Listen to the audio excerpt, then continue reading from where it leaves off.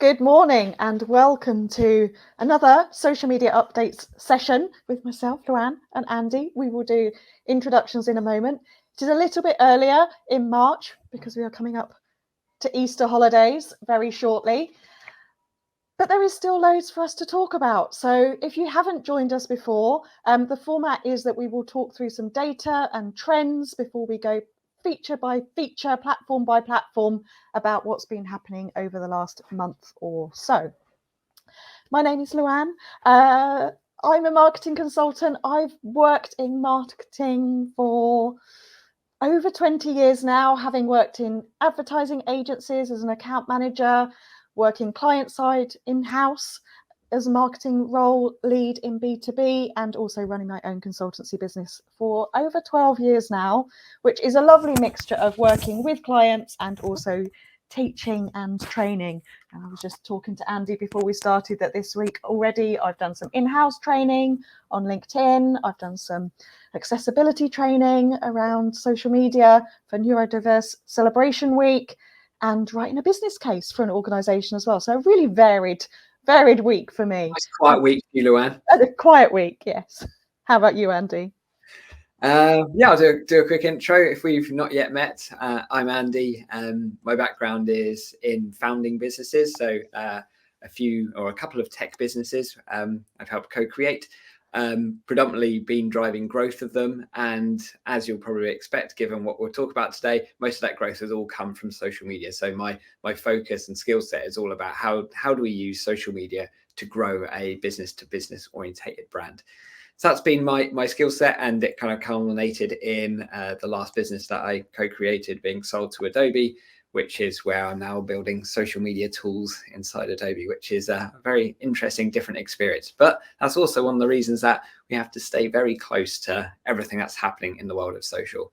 And whilst today, even though we're probably a week ahead of the end of March, there is still so much to cover. But actually today, we're not going to talk, there isn't so many different new features, etc. We'll touch on a few that are important, and we'll only call out the stuff that you really need to know, because there's a lot more that happens, but a lot of it's just noise. You don't really need to know.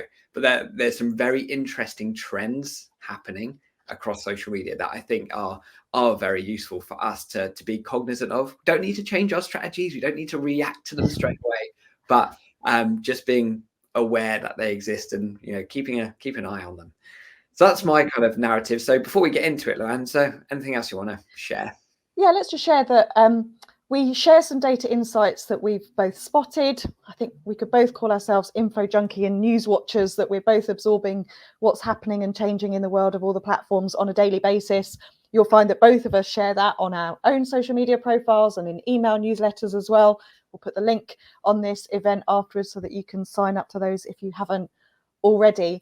But what we do share is, I think, from credible sources and proven sources as well. So for everyone working in social media, you're probably in lots of Facebook groups and other communities where people are saying, oh, this isn't working, or has this stopped working, or this no longer works, or I think I've seen a test of this. What we're trying to report on here is the things that we know are happening because they've been reported straight from the platforms or from very credible sources such as TechCrunch, and not wanting to overwhelm you, but we've done the reading, so we're just going to present it in a monthly, easy to digest, fast roundup.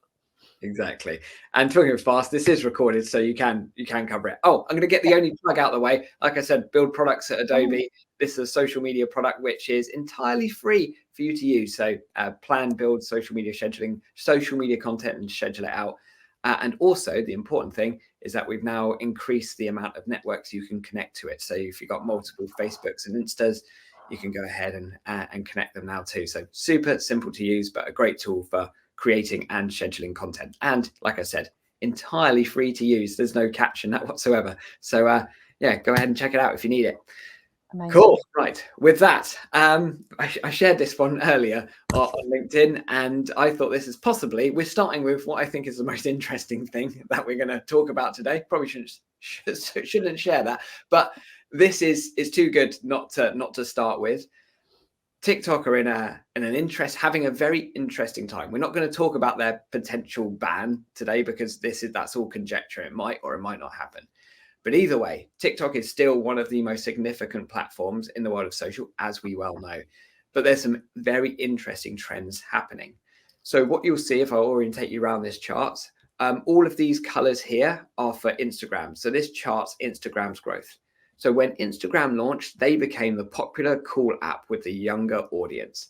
We see this trend happening and unfolding across all social apps, right? So typically it gets adopted by younger audiences, then the oldies and the parents like me get involved, marketers like me and Luan, then make it kind of like, saturated with marketing content. We ruin the platform for everyone, and then the teenagers go elsewhere. That's typically what the journey looks like. And the same is playing out on TikTok. So you'll now notice that the fastest growing segment on TikTok are actually the 30 to 49-year-olds. And they're also the segment that posts the most. So it's very quickly, faster than Instagram, transitioned from being the cool app to the app that your parents are using, which has therefore meant that a lot of the younger audience have gone, screw that, I'm out of here. So that's having quite a profound impact on TikTok's growth that we'll go and talk about. Now, I'm very interested in your take on this, Luan. But before we go into that, I think this doesn't mean a great deal right now. What it does mean, however, is that should we be targeting, 30 to 49-year-olds, then TikTok is still an incredible place for that. It's still a growing platform. There's still 1.5 billion monthly users. It's not going anywhere anytime soon. But what that does mean is that the growth that we've seen of TikTok and the incredible rise to popularity that we've seen is absolutely starting to diminish. So that's my take on this. But Luan, what do you reckon? Yeah. Firstly, I'm just going to say hello to Anita in the chat. How are you? I love the fact that you love TikTok, and I'm going to pick that up with you later. Andy, when you shared this slide deck with me, this made me really happy and okay to be on TikTok. It was like, yeah, I'm in this age range. I feel okay now. But I'll share, I recently been delivering a few guest lectures at universities, and I always go through the social media platforms and ask which ones the students, a mixture of undergrad, postgrad, but I'd still say under 25s, are on. And we did have a bit of debate around whether myself and the lecturer should be on TikTok, and they were surprised that we were both on TikTok and didn't expect to see us there. We didn't really dive into any more around how they felt about that or what they thought, but there was just very clear expectations of our age group are on this one and your age group are on this one and other age groups and demographics are on this one. And, that's fine. And the data does confirm that. But I think it brings us back to a point that I do always talk around, that we are not necessarily our target audience. So we have to think about who it is that we're marketing and communicating to and which platforms they are on, not necessarily the ones that we in our own demographic profiles are on. So, but I am happy that TikTok is expanding. Yeah, definitely. So this data really kind of confirms what's happening, and Instagram have done an amazing job of turning their ship around after losing incredible ground to TikTok over from 2020, mid 21 to now. They've lost a lot of ground, but they're now reversing the trend. So this chart shows the app download chart, so not necessarily reflective of actual active users, but certainly charts of growth, charts of perspective of what future growth might well look like.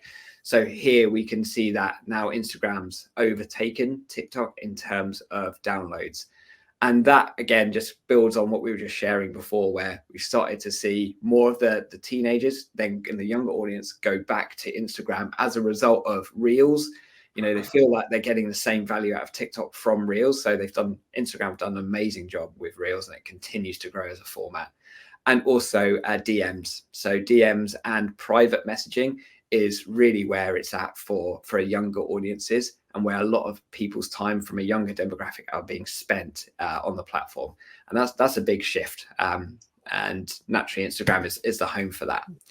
Sorry, Andy, can I just go back? I think it's important to remember here that there was something quite significant that happened that potentially skewed the data and the growth of TikTok back in 2020, because it is almost exactly 4 years since we went into lockdown and people went on furlough, and we saw that huge acceleration of TikTok downloads and activity as a result of a global pandemic. I'm not saying that they wouldn't have grown otherwise, but if we look at that first chart of 2020, I think we have to remember that context of what was happening in the world around us to impact what was happening. Massive changes in terms of marketing, social media, real-time communications, and everything else. So there's some context there. Definitely. And yeah, this further builds on this. Again, this is from the FT, so talking about your reputable sources. Then Instagram, the overall user volume is continuing to grow. And as we can see how the app downloads have diminished, how younger audiences have gone back to Instagram, you can start to see like the user growth starting to taper off. We would have never have thought, when you look at this incredible growth rate from the middle of 2020 upwards, you would have thought that would have been a persistent growth of TikTok. You would think this is the next biggest app, it's the next Facebook, but it hasn't actually manifested. But either way, like, it could be easy to construe everything that we're just talking about here, that TikTok's going away, and it really isn't. It continues to be a really, really powerful platform, more balanced in terms of user demographics than it was before, which is, to your point, Luan, is a good thing. And naturally, it's meant that, you know, if we've had an Instagram strategy for a long time, we've continued to be consistent with it, you know, we'll be reaping the rewards from that. And it just goes to show, like, you know, even though we say these trends and these changes happen, but actually sometimes just staying consistent. If you know your audience is on Instagram and you haven't had your head turned by TikTok, then naturally you would have continued to see that growth, and you'll continue to see organic growth return to Instagram, which I think is a really good thing. And again, this is another chart. Honestly, all of the news outlets were going crazy for what's happening with TikTok. So as you can see, as it just charts the growth rate, naturally growth rates do slow because you can't grow at nearly 100% growth rate for very long, right? So these growth rates are still phenomenal. But what you can definitely see from this yellow line of Instagram, how that growth rate is now above TikTok, and how you can see also that both Snapchat is performing incredibly well. We very rarely talk about Snapchat because I think it's fair to say it's beyond Luan and I. And naturally, from a business construct, because Luan and I typically skew more kind of B2B orientated, it's kind of out of our sphere of what we tend to look at. But, you know, when you're in a B2C space, and you're targeting a younger demographic, it's worthwhile not forgetting how important Snapchat is. And Facebook's growth has really started to recover. It started to drop, but it started to recover again, once again as a result of Facebook Reels, which has proven to be such an important like retention tactic. Like, video view rate has increased 40% on Facebook since the introduction of Reels. And it really has brought organic growth back to the platform. It used to be a narrative like, oh, Instagram and Facebook are pay-to-play platforms, of which is just not the case with the advent of Reels. So for me, I think this is incredibly positive. It means that we all have a better opportunity for our content to grow in it and increase our organic reach as a result of Reels, both on Facebook and Insta. Yeah, that's my take on this. I think if we take, you know, Instagram and TikTok together and these patterns, what it's really about, isn't it, about short form video content? That has been the massive shift over the past few years. And of course, when we see that something takes off on one platform, the others do copy it. When you were talking about cycles before around demographics and how people join, we see the same thing around features. And I think the two key ones are the short form video content, but also the For You kind of structure of TikTok, and how that is now being copied across to other platforms. Threads have got that, Instagram, and almost like shifting how we consume content because we're being served suggestions versus just what we're following as well. So I think if we took out the name TikTok and Instagram and looked at the features, it's those that kind of come through for me. Yeah, exactly that. This is very interesting, and this is I struggled with this one, and sometimes it's worthwhile showing data that both like supports our beliefs and some that actually undermines our beliefs. And I think sometimes this is a good thing about like looking at data. It keeps us honest, it keeps us open-minded, etc. This was a really big study about how does social engagement, so the amount of interactions on a post, impact article readership. So article readership being like link clicks, right? So click through into like the news article that was linked in a page, for example. And what data shows is that there's no correlation and very little correlation between how much engagement a post gets and how likely people are to click on it, which I find absolutely fascinating. Again, we know that very few people do click on links on social. We know they're heavily deprioritized anyway, for obvious reasons. No platforms want any user to be leaving it. You know, when you're building a software product, you do not want users going elsewhere. So there's always that tension. Like link clicks typically, or external links typically will not perform very well. We've seen that proven out in so much data. But something like this, where users, quite often people will comment and engage with things, even if they're not clicking on the article to actually read the full piece. Now, some of that is a little bit nerve-wracking, especially with the amount of opinion on certain things. But I think that really just goes again to show that if we want to drive maximum engagement, we need to keep users on the platform and optimize for kind of native consumption in the feed, because we do risk we risk anyone going elsewhere. Even if you post something with a link that gets loads of likes and engagements, it's unlikely it's going to be a huge driver of traffic. So I found that kind of interesting, especially when we think about social media for business growth. It means like how do we correlate like social engagement with website traffic, and how do we understand social's impact? Again, this is one of the biggest challenges that typically faces social media's reputation in B2Bs. We can talk more about that later on. That's probably a larger segue, but I'm interested in your take on this, because it's a fascinating graph, and it's all about trying to aid our own understanding, isn't it? And you know, the use of links in social media posts has changed over the years as well, because it used to be very much, particularly when Twitter was back in the days of 140 characters, of using a social media post to get them to read a full article on a website or go somewhere else. It was very much about website traffic. I do think the social media does still have a huge role in driving website traffic, but it then has to be for a value add. Is it to go and download an ebook? Is it to go and sign up for an event? If that is the case, then you need to put a link in there. The interesting thing, we mentioned this briefly last month, and I've been promoting this podcast a lot. I'll put the link into the comments afterwards. The podcast that is an interview with two senior people from LinkedIn, and they talked about this link click issue and do we want people leaving the platform? And what I found really interesting about that was that they said a link click is an engagement.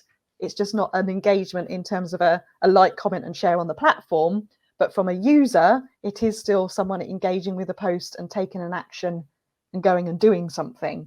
So I think it's almost how we've put the definitions into a box, and when we use link clicks, that is the important thing around this. So I am still a fan of, if you need to include a link, because that is the objective of your social media post, include a link, but don't do it for a baity reason or to go and get someone to read a longer article, because that is not a reason to drive someone away from the platform. You've got enough characters now on most of the platforms to put the full article, but sometimes there is a need, and if there is, then that's your objective, and that's fine.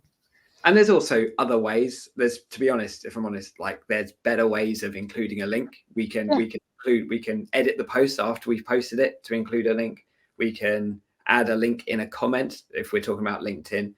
If we need to post something on Instagram, then link stickers still work really well on stories. So there's still lots of opportunity for these.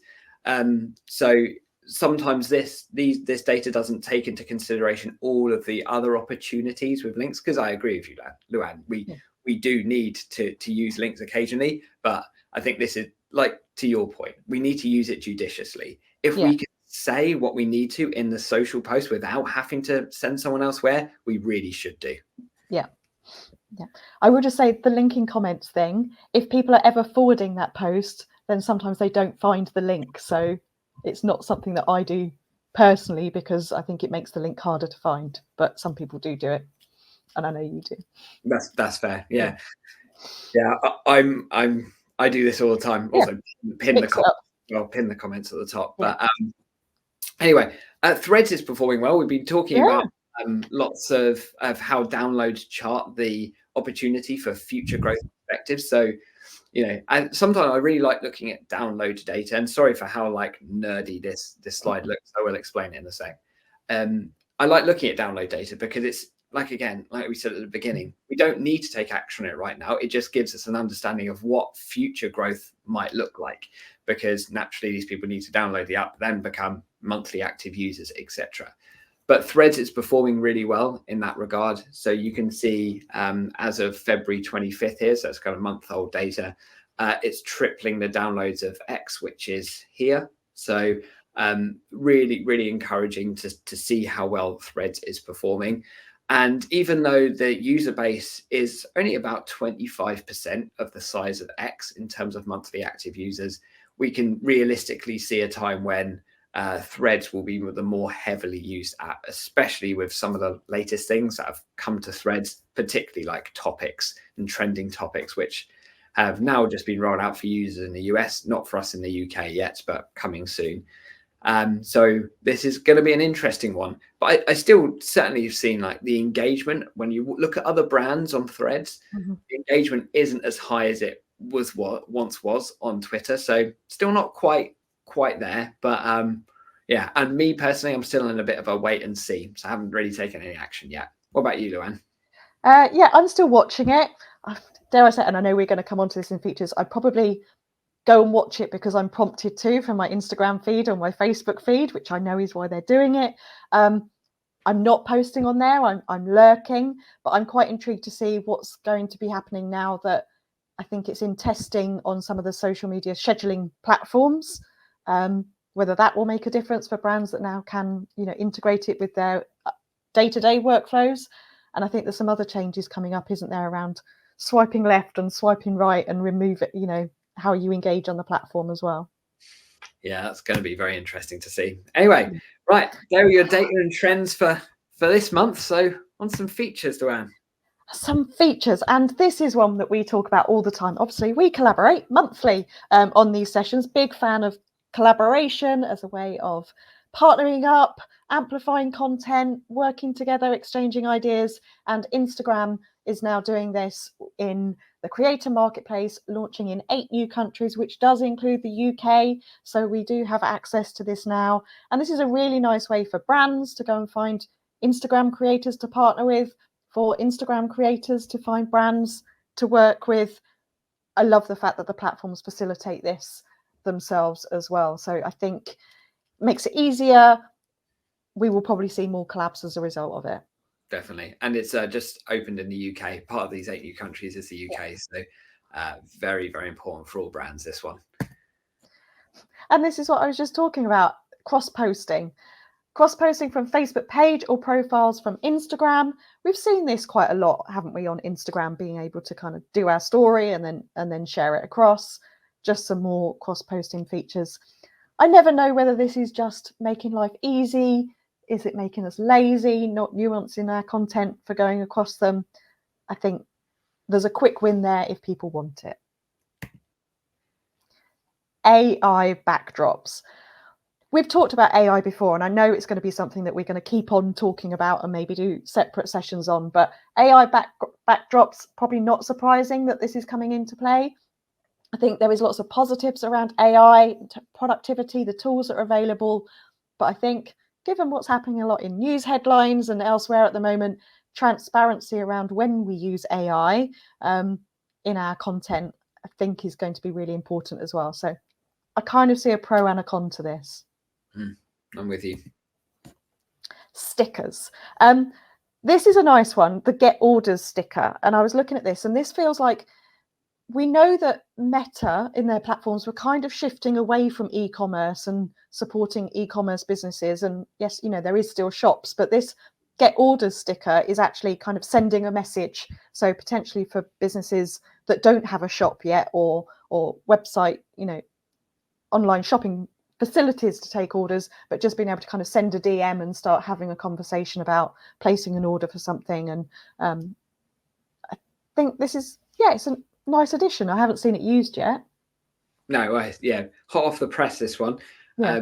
But yeah, again, I think Instagram have rolled back on Instagram Shop and trying to make everyone like shop through the product, but they are doing a lot to try and help people do like the quick tactical things through Insta stories, etc. And reels in this case, where I think this is just a really, really nice, simple way of driving people to take an action on content, which is kind of like, you know, how we were talking about link clicks before. There's just, especially on Instagram, there's just smarter ways to get the job done, you know. So and that's where these stickers come in. Yeah. And actually, this is about shifting into DMs, isn't it? Which is something we've talked about before. When Adam Missouri have even talked about how people are engaging differently on platforms now. They're doing it less publicly and more in DMs. So not surprising that we now are getting more DM tools around being able to pin posts and edit messages after we've posted them. Because, you know, that's when we all spot a typo, isn't it? Yeah, guilty. Yeah. Shoppable ads that include promo codes. Again, is this a shift back to shopping, including promo codes? This was shared on the Instagram blog just a couple of days ago and really just highlights, doesn't it? You know, we all love a promo code, a discount code when we're shopping. We get them through email all the time. And the fact that we can now use them directly on Instagram as we're shopping is good for the user, but also makes it really trackable and measurable for brands. Yeah, and I think that's a really good call, actually, and especially when we're talking about like the struggle sometimes of social media attribution and the impact it makes. The tracking by discount code is a really cool idea like that. And analytics. We're always happy when there's an addition to analytics. Of course, there is so much we can measure. We need to focus in on what we want to measure, but being able to do that on a desktop rather than, you know, all social media managers having to go onto their phones each month and scroll through, unless you're using a third-party tool. Happy about this one. Yep. And the thing that makes analytics more accessible. And yes. Luan, you often talk about this because when we mention like social media best times to post, and everyone's got access to this, but sometimes not everyone's aware of all of these tools. So if you look at like followers on the right hand side, and Luan, you call this out all the time, which is, you know, you can look at general data, which often we talk about, but the best data always lives in your own analytics. So when you look at your followers and look at when they're most active, that really is the main guide to best time to post. So those desktop analytics, I've started using them straight away because it's just so much easier, especially most of my work is still done on desktop. So it's so nice to have all this stuff on my fingertips. I'm just going to say, I think this is really, really important that people check their audiences within their own data. The amount of audit projects that I do, because I love doing audit projects, is, you know, one of the first things I do is like, oh, you know, so who's your target audience? Where are they based? And then I go into the insights. And it's like, did you realize that only 10% are what you actually want? All your data is skewed, all your, you know, conversations are skewed.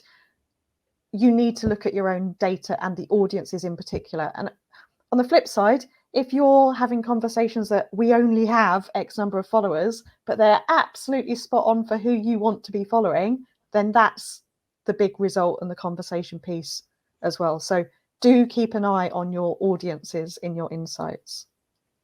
Great advice. And text stickers. This is really interesting. So I mentioned earlier about it's Neurodiversity Celebration Week. I've been doing a lot of work recently around how to make social media content more accessible, more inclusive. And Instagram in particular is quite tricky when it comes to stories, that you can't use screen readers on them, but you can access the content through stories if you are using stickers and captions and things like that. So the more opportunity there is for text stickers that make content easier for people to understand, consume, potentially screen readers to access as well. We love a sticker, don't we, on stories? We do indeed. And that's a really good use case, actually, Luan. Thanks for calling that out. Instagram enables you to share more content in the carousel. Lots of people love carousels, don't they, on Instagram, particularly brands, the ones that you swipe through. We've seen a lot of people posting that they've now got access to share up to 15 photos or videos in their carousels. So for some of you that may have felt restricted and weren't aware why, you've now got up to 15. Exactly. I love this because that means more time people spent swiping through your content. That means the more chance you have to go further in the feed, because the more dwell time people spend looking at your content, the better signal it is to Instagram that that content is valuable. So the more the merrier, really, provided it's valuable, of course. And of course, as we know, carousels are the second highest performing content type or content format on Insta behind Reels. So yes, I am a big fan of this. Adding comments to stories. This is about engagement, isn't it? This is, you know, encouraging people to get involved. And we know that stories are increasingly popular. I love stories on Instagram. Yes, they disappear after 24 hours, but I love the analytics that are on there. I love how easy they are to create as well. So being able to kind of stimulate more engagement on those, I think, is a really nice thing too. Definitely. It's such a nice way to allow your audience to feel heard. Yeah. And another brilliant way of like showcasing user generated content too. So if you've posted something and someone responds to, oh yeah, I love it, I love how the product does XYZ, that is something that you absolutely want to repost immediately. So I absolutely adore this because like you started with this about like Instagram creator marketplace. Honestly, I think this is going to be the biggest shift we'll see in social, is that we're going to rely much more on user generated content and other creators for our content to be found. Honestly, it's probably the biggest missing trick that I think most social media strategies miss, because we fixate and over fixate on the things we put on our own feed and don't think enough about leveraging what other people say about us, because that is the fastest way to grow, like bar none. So yeah, the more you can do with that and other people, because it's social, obviously, that's kind of clues in the name. Yeah, the more you can do there, the better. And I think, just to summarize, Instagram are doing some really good stuff, aren't they? Some really nice features that really will kind of be helpful and be valuable as well. What have Facebook been up to? Again, cross posting. You know, it works. That's why I'm going to Threads. You know, making it easier for people to share their content. But now, instead of from Threads to Facebook and Instagram, and, you know, prompting, getting your posts across to Threads as well. Maybe this will start us posting on there. I don't know. Maybe. I don't know. Video content. It's the word supercharged that always gets me. This is one of those words that you see all the time, but I always kind of go, what does that mean? Why I don't use that word. But for me, this Facebook is using AI to supercharge the algorithm that recommends you videos. This goes back to my point about the For You feed on TikTok that kind of changed the game in terms of serving us content. And I like this because, you know, how often do any of us sit and go, I need to follow some new people, I need some new inputs and some fresh ideas? Personally, even I sometimes, you know, I think about it, but then do I actively go and spend an hour finding new people to follow? I don't. The For You feeds make it really easy and widen my scope and my perspective and my insights. So from that point of view, I think this is a good shift as well. Definitely. And that is everything that's recovered Facebook and Instagram's growth, like we were talking right at the beginning. It's all down to how TikTok has really changed social media forever as a result of like having a recommended media model, as opposed to orientating all of your content discovery around your social graph.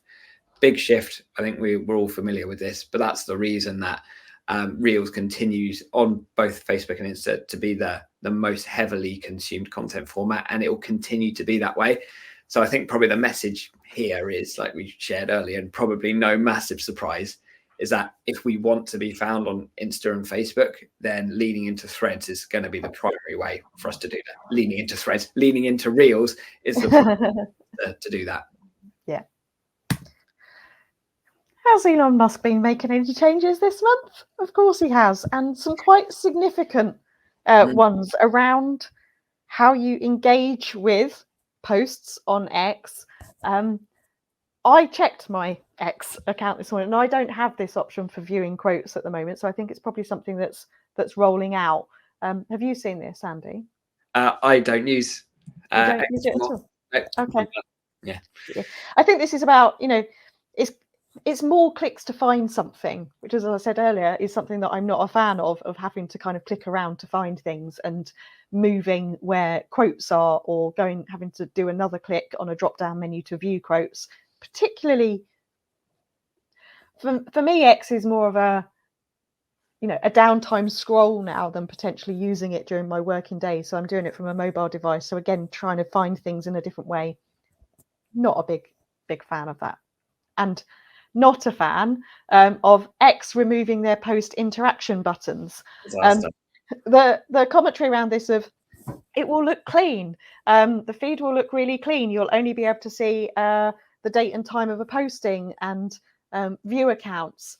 I get that. I love cleanliness, but at the same time, is this going to reduce engagement on X content? Yes, which in turn means, I was thinking about this, the less engagement we receive, the less our feeds are going to be based on our interests and behaviors and what we're going to get served. I think we're going to end up in more of an echo chamber bubble if we're not engaging on content and being served more recommendations elsewhere. So I have a feeling this might be one of those changes that gets reinstated at some point. Yeah, I agree. LinkedIn have been doing some exciting things as well. A very sensible LinkedIn algorithm update. And we've already mentioned that Algorithms podcast, which if you haven't listened to it yet, please do listen to it. The crux of it is that they are shifting back to where we think that they should be. Maybe they got a bit distracted in terms of the creator terminology, in terms of virality as well, and kind of quick wins, really kind of showing that your feed is around knowledge, thought leadership, and that your content now could actively live on for months or even years. So we like this shift back, I think. Yeah, and at least there's one social platform that still continues to be sensible, right? Based around your own intent, your own interests, and your own selections is the way that you get served content. So yeah, very sensible. Yes. This is something that LinkedIn have kind of played with for a while, but this isn't about, I think this is about curating podcasts, not necessarily them as a podcast host or facilitator in terms of, some other platforms, but the fact that they are going to push this again. I think, it's not new, it has been around for a while, but this point of leaning into industry expertise, the voices at the heart of the professional conversation, that's what it's about. They want the value add. In that podcast, they talked about their mission and vision about creating economic opportunity for every member. So this isn't your quick wins and your quick comments of, oh, that looks great, or, hope it goes well, or congratulations. This is like adding really meaningful stuff. And as we've also talked about before, that takes longer to do and is harder to do. So potentially there isn't the volume of content on LinkedIn around that, which does mean it's going to stick around longer and you can stand out. Do you want to talk about collab articles before I share? What's your thoughts? Yeah, I'm mixed. I get it. And also think it was very smart for them dangling the carrot of having like the top voice badge for those that comment on them.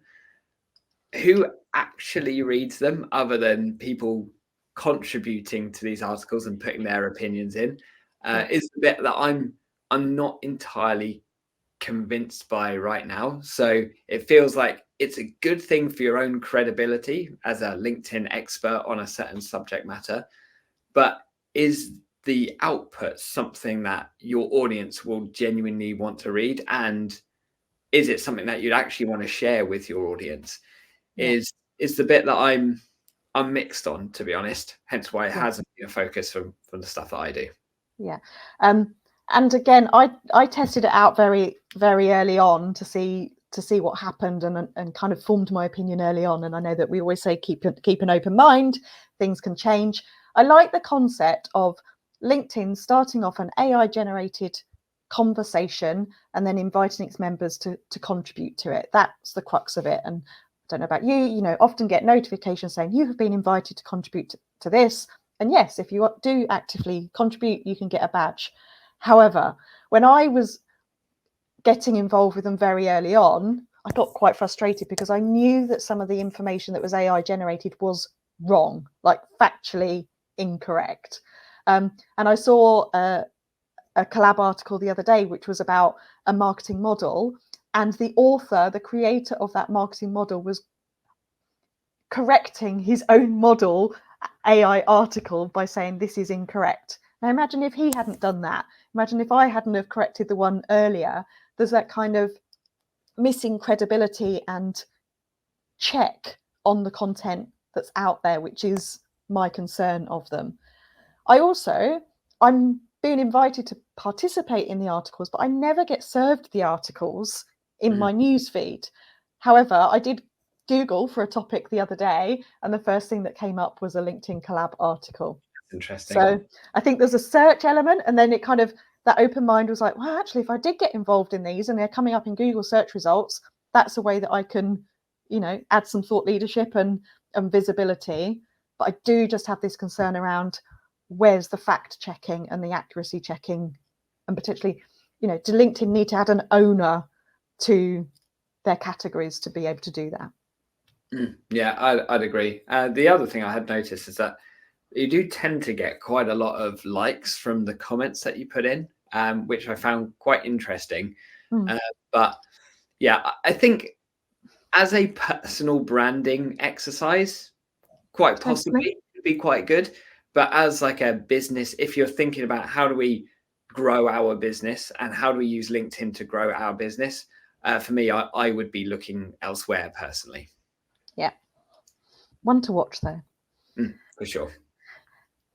This article, get more detail into who's viewed your profile on LinkedIn.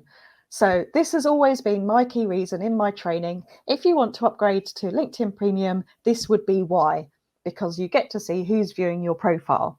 You don't get to see it on a free account, only the last 4 or 5. On a paid for account, subject to people's privacy settings, you get to see who's viewed your profile.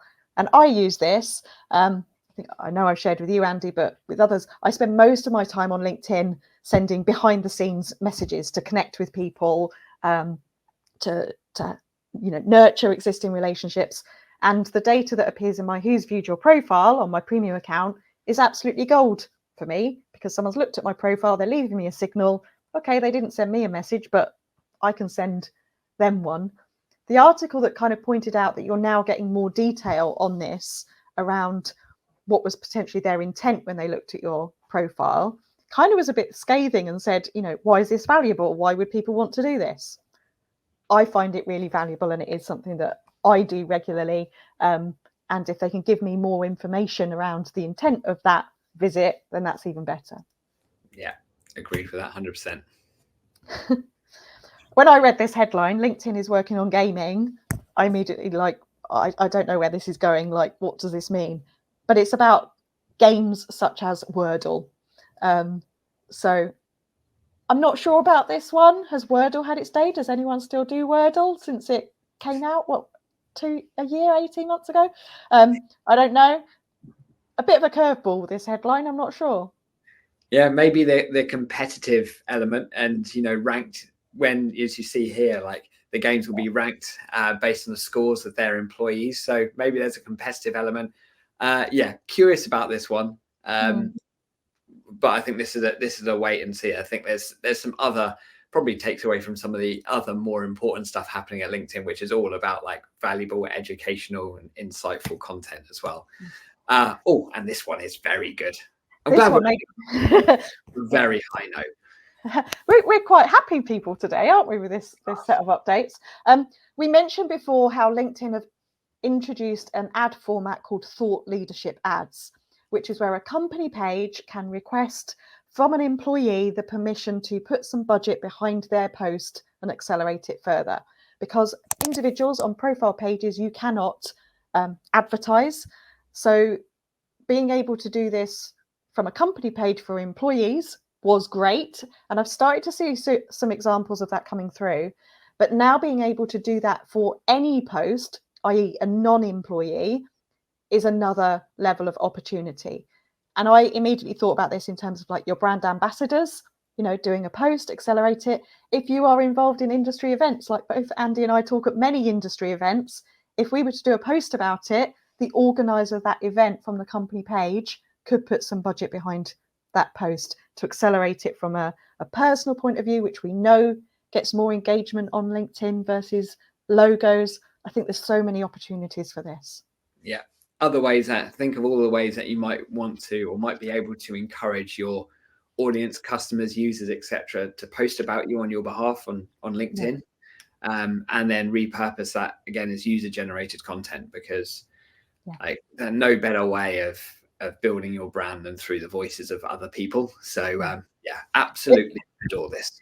It does all need permissions. So don't anyone sit there and think, oh, a brand is going to boost my post. They would have to request your permission. And potentially there is a monetization opportunity in there. Depends on the situation. Yeah, good call. Cool. Right, we're going to look at some others. Only a couple on TikTok right now. This one is very useful. As we know, TikTok is basically a search engine now. 40% of their traffic is driven by search, which is basically become a mini new Google. But now we've got some search insights in the same way that we've got like keyword search insights on Google, and there's lots of tools that offer that. We now have the same on TikTok. So this is super cool. So I encourage you to check that out if TikTok is your thing. Actually, even if TikTok isn't your thing, being able to see what's happening in your industry and in your sector and the narratives on TikTok, I think gives you such great additional perspective for looking at what your competitors are doing and also looking at what the narrative of the industry is and the narrative of your customers. I think that is incredibly valuable. Cool. And the rest, this I feel is utterly massive. So Reddit have just IPO'd today. Reddit, if you ever heard me talk before, I think is incredibly important and undervalued as in the social media ecosystem. We often don't really talk about it. But in the way that word of mouth is the primary driver of all business growth, it all happens, so much of it, not all of it, but so much of it happens on Reddit, in subreddits, etc., where communities come together for impartial advice and recommendations, etc. And that's typically how buyer preference is changing. And this is some of the magic of social, which most of us and most kind of executive teams can't see because it's all happening, on dark social, basically stuff we can't track. So much goodness is happening on Reddit and in Facebook groups, all of those kind of more private forums that allow people to share that open, honest advice and recommendations. So why does this matter so much? Because they've got an exclusive deal with Google, and now Google, because I was wondering who was actually had signed this deal because they didn't release it. It was Google initially. I thought it was OpenAI. But now Google have announced it. That's really shoring up themselves as like the dominant force in search. Because as we know, like search volumes are starting to decline as people start to look to other sources to get true, genuine, honest advice and very quick recommendations. TikTok is one of those places. Reddit is one of those places. But now with Google hoovering up all of Reddit's data and being able to interpret that through a layer of AI to say, what's the best product to buy in X category. Now, not only do we have search results, we have Reddit results coming back through. So now that means that Reddit communities, things that are talking about your brand, becomes as important as SEO for your brand and business. So I think that is huge, right? That's absolutely huge, and something certainly both B2B and B2C, but I think probably B2B even more. This matters a great deal. So yeah, lots coming there. Did you have any additional narrative on that? No, I think it's about using these other platforms sometimes, and maybe my point I think I've made before of like, you may have some platforms where you're active on and engaging and building networks and sharing content, and other platforms where you are gathering information, insights, looking at Q&A and conversations. And for me, Reddit is one of those that I go to and dabble in occasionally. I think it's going to be it's one to watch. We have seen it rise, and one to watch. Definitely. Yeah, that's a really good call, because this isn't like another platform you need to create content. This is about, ears open, listening type of platform. Yeah. Google is also surfacing your social content in business listings. This is very cool. And this makes basically a call to action here is like making sure that your social channels and all of your social channels are linked in your Google My Business listings. So that when people are searching your business on Google, that your latest social content comes through. I think that's brilliant, Google are doing a lot more. They recognize the power of social, so they're surfacing social content higher in feed, which is perfectly demonstrated by what you said about the collaborative article earlier, actually, Luan. So again, just once again, just demonstrates the overall power of social. But this might just be an admin task to do today or this afternoon, just to make sure all of your social channels are up to date in your Google business listing. Onto Threads, we can now save Threads posts. Don't need to explain that because we all understand this concept. Another tool, another feature that once again, the Threads team are hoping will drive increasing recurring active usage. YouTube are doing a collab thing. We've spoken lots about collabs. This is collabs in a slightly different way because this is basically the take on TikTok duets. If you're not sure what a TikTok duet is, it's basically when you take an existing TikTok and you do like a side-by-side like version of it. And it's a great way of like engaging and building off something. And TikTok has really shown us, shown a whole new way of engagement where it's not always about creating original content. Sometimes your content is just like a version or a take on what already exists. And YouTube are building on that now too. And YouTube are also now declaring or asking creators to declare when some content is AI generated. We're really at like the dawn of this, and we won't go on to this segue right now because I think we were talking about just before we went on air, actually, Luan, is that we're going to need to do another session on social media and AI because it's moving rather quickly. So we'll talk about that later on. But ultimately, all of the networks are being very mindful about making sure that anything that's AI generated, it's very easy to spot. Also from TikTok, and now for any content that's made from your clips, we were just talking about TikTok YouTube collabs, which is their take on TikTok duets. Now we can see all of the content that's been made from your clips too. Again, this really leans into the thing that we've been talking about quite a lot today, user-generated content, creating content that encourages people to do a version of it. And then you can see all of the clips that people have made from your videos. And these will be wonderful assets for you to use in all form of marketing content, where you might want to use that on other channels, use it on your website, that kind of stuff, of things that people have created with your videos. I think that creates a whole new suite of assets that you can then use. I don't know why I've got this all wrong. My order's all gone a bit funky here, hasn't it? Because Threads and YouTube jumping around. Excuse me, forgive me. It's a long slide deck. It's been a long week. So there's no logic to these changes anyway, is there? Yeah, forgive me. We did mention this at the start though. Trending topics coming to Threads. Just as a reminder, hashtags will never exist on Threads, and they're only allowing one topic per post in the hope that it will be a lot more sensible in terms of like the narratives and people trying to hack it and all the stuff that happened with X.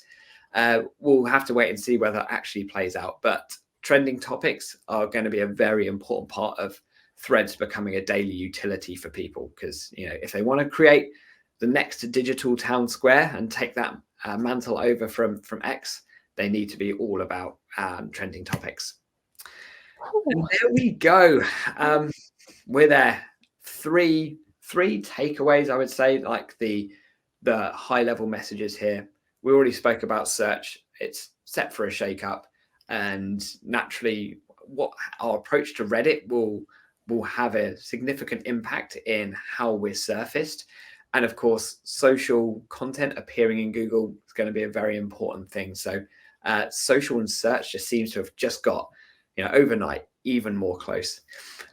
TikTok growth, we spoke loads about that. It doesn't mean that it's over, TikTok's going away, but naturally it does mean that the audience is becoming more diverse. It becomes more rich, it becomes more split across different demographics.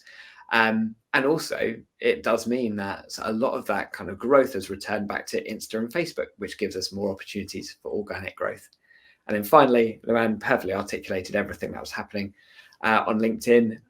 Huge amount of creds to the team, because they're getting rid of all of the kind of things that were distracting, like creator mode, stories, all the things that they were basically became a bit of a copy throughout the course of like COVID. They're copying loads of stuff. And actually, you know what? They're just about a platform for education and industry insight. So if you can deliver definitive expertise and you really know your stuff and you're free to express it, you've got wonderful growth potential on LinkedIn. And that, I think, is that. Whoa. There is no questions in the chat, but it's been great to see people ask a question about desktop analytics for Instagram and then people helping each other out. Anita's done her Google business stuff while you've been watching as well. So I don't know Nice. how that's extreme multitasking. But we've done it. What would we do if we had another week of March for these updates? It just means we've got a lot to talk about in April, no doubt. Our next session will be on April the 25th. I've just put the link in the comments, so please do register for that. As soon as we finish, the recording will be available. If anyone wants a slide deck, then just contact either one of us. Make sure that you're following us on LinkedIn, signed up to our email updates. We've got lots more updates and things planned for you this year. So if we don't speak to anyone else individually before, have a great Easter holidays, and we will see you in April. Thanks so much. See you soon.